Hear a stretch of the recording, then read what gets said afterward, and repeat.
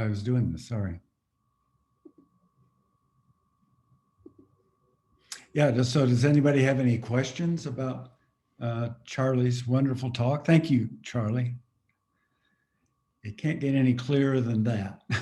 You know, Buddhism and Zen are very simple. Find your true self and help the world.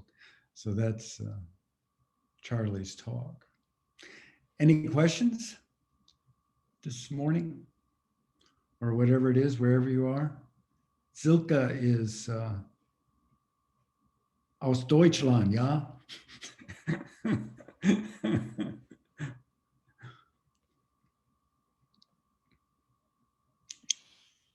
I have a question. Okay, good. What's our true self? I don't know. Actually, I have no idea. So this term, true self or Buddha nature or God nature or energy, or there's hundreds of thousands of terms for this thing that can't be conceptualized, although we use concepts, right? So as Charlie was talking about, the important thing is to find out what these words actually mean. So he called it his tranquil self. I can't remember the other terms he used. So there's all these different terms, and they aren't intended to explain anything to you. What they're doing is pointing out something to you, right? So if I explain to you what a bus stop is, and you want to get there, well, that's not going to help you. But if I point, well, it's right over there on the corner, go over there, then it's possible that you might catch the bus. So it's like that. So Zen uses a lot of different techniques to point out to you the problem that human beings have, how you can get so-called over the problem, and how you can use that to help the world.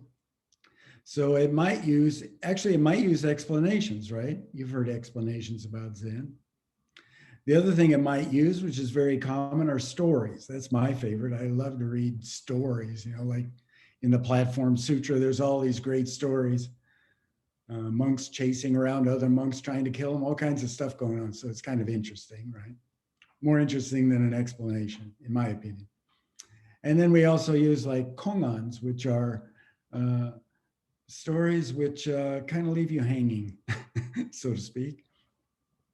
And so you use these techniques to evoke or provoke or push you towards or point you in the right direction towards finding out what you truly are. So that's your original nature or your true nature. So everybody thinks there's something, I'm an Italian guy living in Kansas City, or I'm a whatever. So it points to your so-called true self or original self that's before that. And then once you find that, using that to help the world. So that's the general idea. Okay, that's all I know to say about that. Any other questions?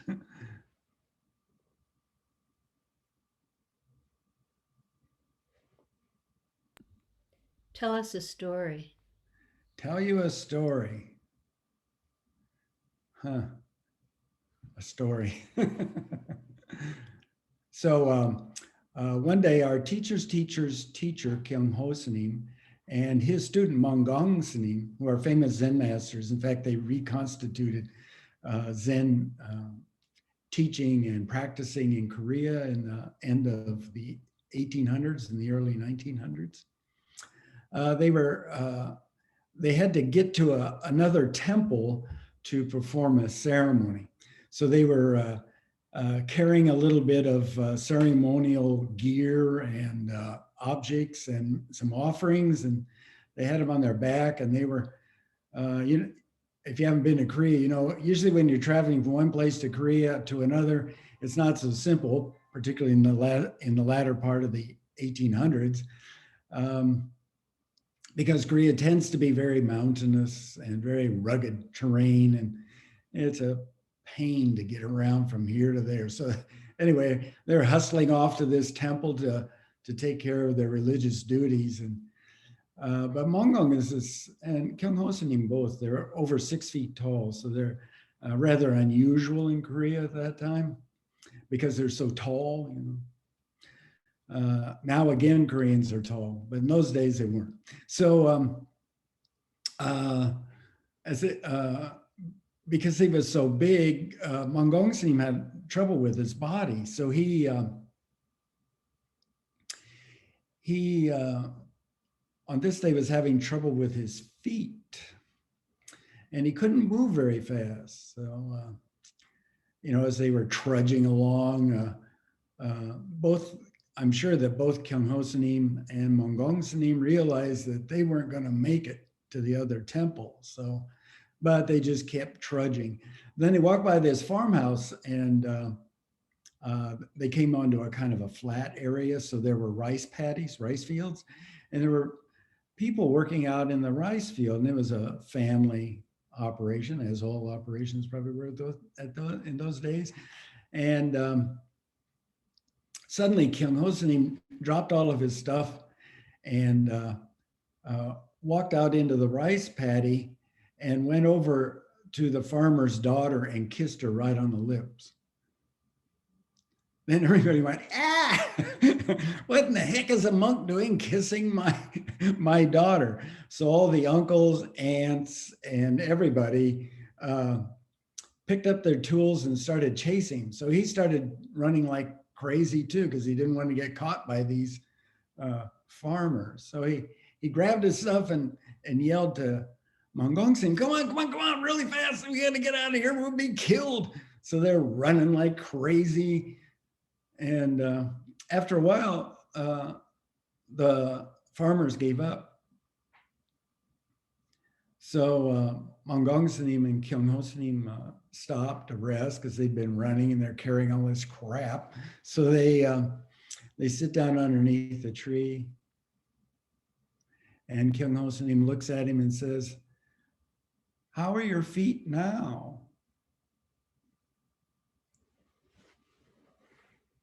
So that's the story.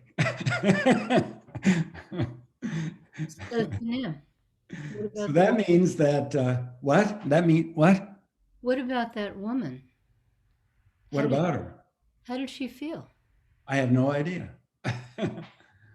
Anyway, it's about, this is a just do it story, right? So when you just do it, you let go of your concern. You're not attached to your condition. You're not attached to your situation, and you're not attached to your condition, right? So then this just do it mind appears, and that's pointed out by Kyung Ho Sanim when he says, well, how are your feet now? And I gather they grabbed their stuff and took off. But I don't know what happened to the farmers or the peasants. I do know what happened to Kyung Ho Sanim and Monggong Sanim. They both died, but it was several years later. Anyway, that's a Zen story. So he was using that situation to point out something to Monggong Sanim. So any other questions? Got a few minutes more. I have a question. Yeah, please. I'd like to hear your thoughts about people in 12-step groups identifying as addicts or alcoholics, Right. and kind of reconciling that with the reality of our formless, nameless nature. Right. So everybody has some kind of, if you're born into this world, the Buddha taught that you're born into suffering. So that suffering takes many, many, many forms. And your attempts to alleviate that suffering also take many, many, many, many forms, right? So you might drink alcohol to assuage your feelings of suffering or your feelings of inadequacy or whatever generates your drive to do that kind of thing, right? So the question is, what really works? And that's actually the question that the Buddha had. So we all encounter old age, sickness, and death. So if I have a concern about old age, sickness, and death, I might drink, right? I might become an alcoholic. Then, or I might just start reading books or listening to music or get really busy. Or, you know, there's a jillion ways to how you think that you're getting away from. But Buddhism isn't about getting away from, it's about becoming one with. So that's kind of counterintuitive. That's where the solution lies. So alcoholism, my understanding of it is that it's a form of escapism, right? And then you might not have even solved your problem when you stop being an alcoholic. So let's say you successfully, usually the 12-step program points you to something beyond just solving your problem. It points you to God or Buddha. You know, I'm sure there's different styles of it. I'm not that familiar with it, that are based on something that's what we might call transcendent, right? But in Buddhism, this transcendent is actually eminence, because it's a thing that's actually living inside you. You just don't know it. So this is what waking up means. Waking up means to what you already originally were, but you kind of like forgot it or weren't cognizant of it, or were deluded by other kinds of ideas so much that you forgot what you really were. Anyway, those are just different ways of talking again about what can't be talked about, but it can be experienced. So I've had a lot of people come to the Zen Center when I was living at the Providence Zen Center anyway, who were in 12-step programs or had those kinds of problems. And they would come to practice as one of these kind of techniques that they could use to realize maybe what a 12-step program was talking about, or what human suffering would just kind of ultimately in the end lead you to search for. So that's the story of the Buddha, right? He has this great question because of old age, sickness, and death, seeing those three things. And then you can experience those things. And drinking alcohol will definitely make you sick, right? So all those kind of things should be pointing to this great question. It's just that many times we'll get derailed by explanations that don't quite go far enough, or don't lead you to do the right, to do things which will actually alleviate that suffering, or allow you to use the alleviation of the suffering to help other people who are suffering, right? So I can't remember all the details of it anymore, but hopefully the 12-step program will lead you to, I mean, I have quite a few friends that are people who use the 12-step program to help people, and they themselves have gone through the 12-step program. So that would be right on if you did that, right? So this alleviation of suffering isn't for you, it's to help the world. And that help the world sounds like a big thing, but it's a very down-to-earth thing. It's just you and me and Charlie and all of us right here, right now. What are you doing? And that means use this moment to help the world. Okay, thank you. I'd like to make a comment, if I may. Sure, Kind please. of a tricky area here. I appreciated the story about your feet. How do your feet feel now, as a do it story? I can certainly appreciate that. But yesterday during the Diamond Sutra class we had, someone, I forgot who it was, and there was a story in the Diamond Sutra that really bothered somebody because it was not appropriate for today's mentality of how we feel about things. So like slavery was considered normal and in certain, the status quo years ago, and now of course it's not. So I think that's an interesting point, that the metaphors that were used in the days, these stories, it may have been perfectly normal at that time for the role of women was such that to come up to and grab a kiss from someone would have been a socially acceptable thing, whereas Well, it wasn't. it certainly isn't today. I mean, you know, and maybe not by a monk, but I just mean the metaphors change, and I'm just pointing out that some of the stories have different metaphors that Oh, we yeah, no yeah, longer. it's true. The style of the teaching changes all the time. Like the Zen style of teaching is different than what Bodhidharma brought from India, which was different than what the Buddha did. So these styles, you know, like even using something like a Kongan, like we might attribute a Kongan style question to the Buddha, but you know, who knows? So yeah, the style is always changing, and hopefully the style changes to make the teaching indicate compassion and love for all beings in a better way. So yeah, I don't think I'd run out into a field and kiss a young girl. Thank you for your answer. Yeah.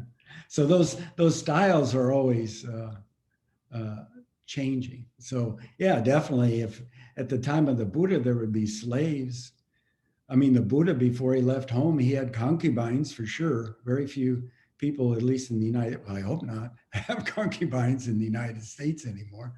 So that kind of, all that kind of stuff is part of like the grain that goes into the hopper. And hopefully what comes out the other end is something is useful to make a kind of bread that can actually help people, whether they're continuing the forms of suffering that we all experience, whether it's chauvinism or whatever. I mean, human beings are infinite in their ability to create ways to suffer, you know, unfortunately. But our original mind hopefully will come up with practical techniques or teachings that will allow this original self to come out and express this compassion for all beings. So that's all I know about that.